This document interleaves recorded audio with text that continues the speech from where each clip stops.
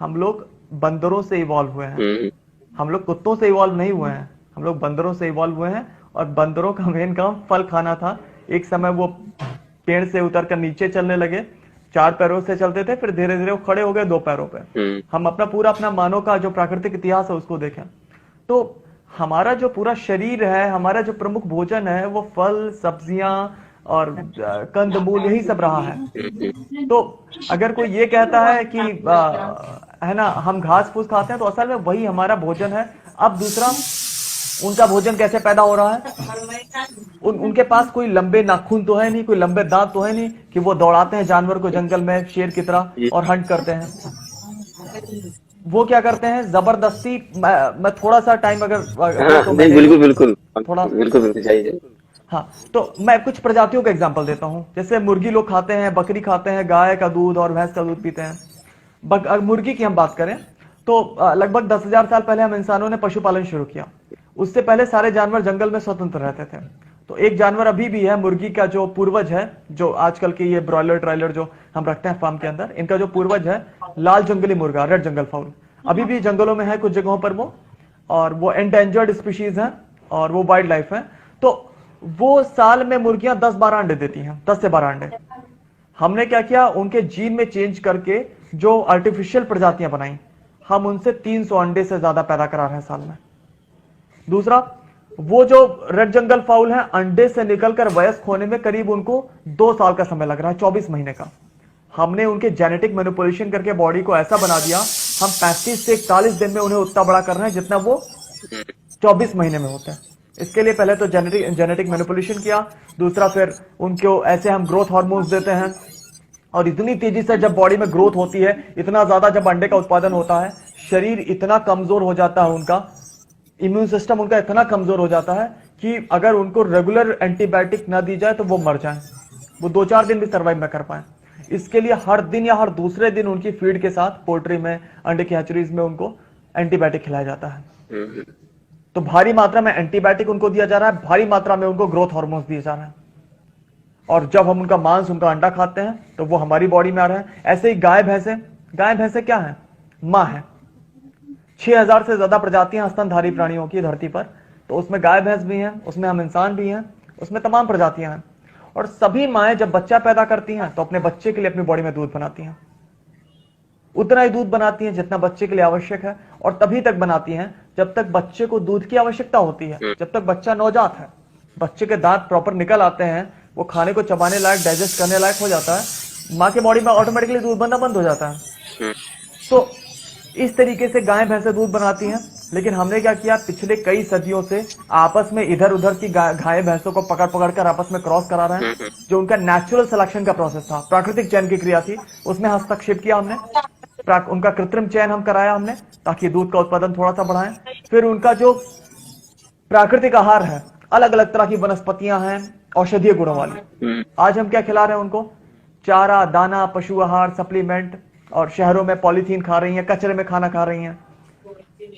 तो इस तरीके से हमने उनकी बॉडी में थोड़ा सा दूध का उत्पादन बढ़ाया, जबरदस्ती आर्टिफिशियल डाइट ठूंसकर।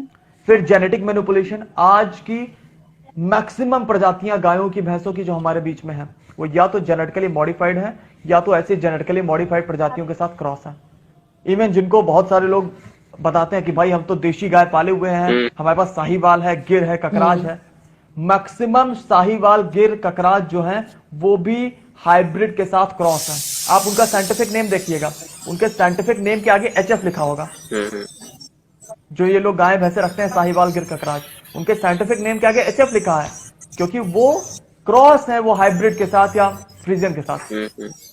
तो इस तरीके से जबरदस्ती उनकी पॉपुलेशन बढ़ाई जाती है, बैक टू बैक। हर 1.5 साल में जबरन उनको प्रेग्नेंट कराना, मुर्गी को जबरन प्रेग्नेंट करवाना, 10-12 अंडा देने वाली मुर्गी से 300 अंडा पैदा कराना, 2-3 बच्चा पूरे जीवन काल में देने वाली गाय से 8-10 बच्चे पैदा करवाना, पूरे जीवन उनको बांध के रखना।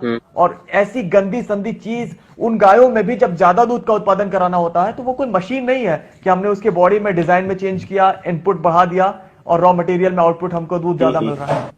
बॉडी नेचर ने बहुत नाप तोल के बनाई है। जब हमने ऐसा चेंज किया, ज्यादा दूध पैदा करवाना है, ज्यादा दूध के लिए ज्यादा न्यूट्रिशन चाहिए, बॉडी में डिफिशियंसीज हो रही हैं उसके, कैल्शियम की डिफिशियंसी अक्सर रहती है ऐसी गायों भैंसों को जो ज्यादा दूध बनाती हैं, और उसके कारण मिल्क फीवर उनको होता है। एक फीवर होता है जिसको मिल्क फीवर बोलते हैं, जो कैल्शियम की कमी के कारण होता है, और ये मैक्सिमम गायों भैंसों को रेगुलर रहता है जो ज्यादा दूध बनाती हैं। और उसके लिए फिर उनको भारी मात्रा में एंटीबायोटिक खिलाते हैं, पैरासीटामोल दे रहे हैं, पेन किलर दे रहे हैं।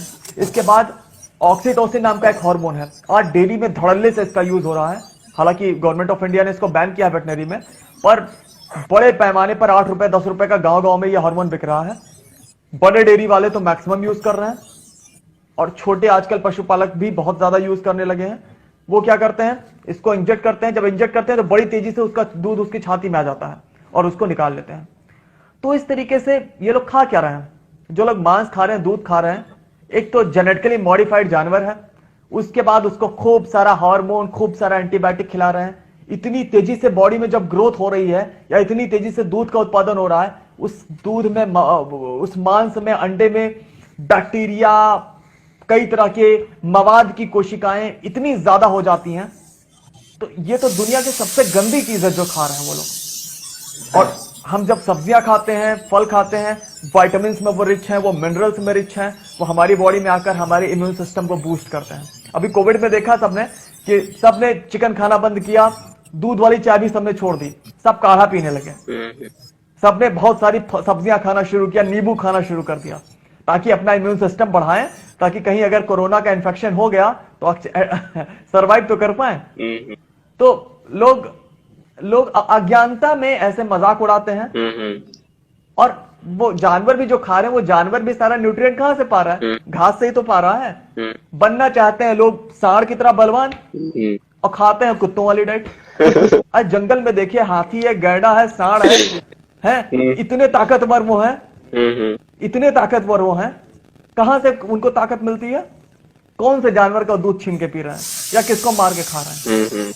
अब यही नहीं, स्टेमिना की बात कीजिए। शेर एक हिरण को दौड़ाता है, हिरण आधे आधे घंटे तक दौड़ता है, शेर 2-4 मिनट के अंदर थक जाता है। स्टेमिना किसके अंदर जाता है, हार्बीवोर एनिमल्स। मतलब ये देखिए, सूरज हमारे धरती पर ऊर्जा का एकमात्र स्रोत है। सूरज की ऊर्जा को सबसे पहले कौन ग्रहण करते हैं हमारी फूड चेन में, पेड़ पौधे। पेड़ पौधों से जब ऊर्जा जाती है जानवरों में, तो वो 10 गुना कम रह जाती है, और जब हम जानवरों से ऊर्जा प्राप्त करते हैं तो वो फिर 10 गुना और कम हो जाती है। मतलब अगर हम डायरेक्टली प्लांट से हम एनर्जी ले रहे हैं तो हमको 10 गुना सिर्फ कम एनर्जी मिलेगी जो प्लांट्स के पास है, पर अगर हम वाया जानवरों से हम ले रहे हैं उसको, चाहे मांस से चाहे दूध से, वो 100 गुना कम हो जा रही है। इसका एक उदाहरण है, अभी यूनाइटेड नेशंस के फूड एंड एग्रीकल्चर ऑर्गेनाइजेशन ने कहा कि धरती पर इस समय कुल कृषि योग्य भूमि जितनी है उसका 70% हिस्सा अकेले हम पशुपालन में यूज कर रहे हैं। टोटल एग्रीकल्चर के माध्यम से जितना ग्रीन हाउस गैस एमिशन हो रहा है उसका 60% एमिशन अकेले हम पशुपालन से कर रहे हैं। जबकि धरती के सभी इंसानों की अगर हम प्रोटीन की डिमांड की पूर्ति की बात करें तो सिर्फ 37% प्रोटीन की डिमांड की पूर्ति जो है वो मांस, दूध, दूध के उत्पाद, अंडा और मछली से पूरी हो रही है धरती के सभी इंसानों की। सिर्फ 37%, 63% प्रोटीन की डिमांड धरती के सभी इंसानों की आज प्लांट बेस्ड डाइट, अनाज, दालें, फल और सब्जियों से पूरा हो रहा है। हम कैलोरी की बात करें जिससे ऊर्जा मिलती है, सिर्फ 18% कैलोरी की डिमांड की पूर्ति दुनिया भर के सभी इंसानों की पशु उत्पादों से होती है। 82% जो कैलोरी की डिमांड है उसकी पूर्ति हमारे पौध आधारित भोजन करते हैं। वही कैलोरी हमारा एनर्जी है। तो मैक्सिमम एनर्जी हम कहां से पा रहे हैं भाई, एनर्जी के लिए हम डिपेंडेंट हैं पौधों पर। और इवन वो मांस, अभी सीधे मांस खाने को कह दीजिए, खा ले 4 दिन, अभी देखिए क्या हाल होगा पेट का। उसको भी क्या करते हैं, वो रिफाइन करते हैं उसको तेल में, मसाले में, मसाला भी, तेल भी जो है प्लांट बेस्ड है ना, उसमें तलते हैं, उसको आग पे पकाते हैं, उसके बाद खाते हैं। अरे भाई, अगर शेर बनना है तो जाओ शिकार करो अपने बल पर, चाकू छुरी लेकर जबरदस्ती जानवर को पैदा कराकर, कसाई के द्वारा मारे गए जानवर। ये काम कौन करता है, दूसरे के मारे जानवर कौन खाता है। मतलब हालांकि मैं कुत्तों को दोष नहीं दूंगा, पर फिर भी ये काम कुत्ते करते हैं है ना। तो लोग, बहुत सारे लोग कहते हैं ना हम शेर है भाई, मांस खाते हैं। अरे ठेंगा शेर। जो बलवान लोग हैं वो दूसरों पे दया करते हैं। तो बस यही है कि दयालु बने, mercy is the best human quality,